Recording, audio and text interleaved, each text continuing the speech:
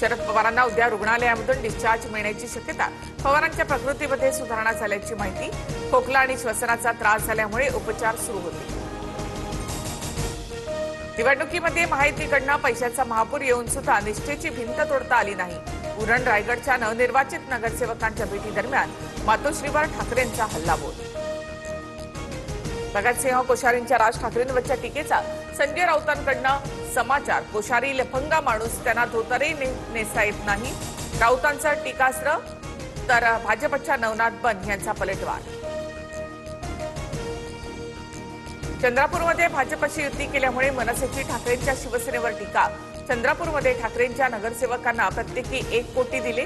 राऊतांनी डोळ्यावर पट्टी बांधली आहे का? केडीएमसीचा संदर्भ देत देशपांडेंचा निशाणा।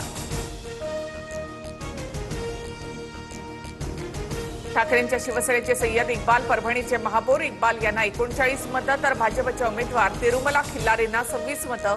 काँग्रेसचे गणेश देशमुख परभणीचे उपमहापौर।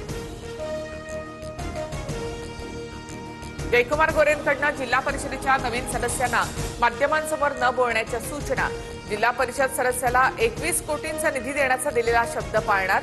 विरोधकांनी काळजी करू नये, गोरेंचं उत्तर।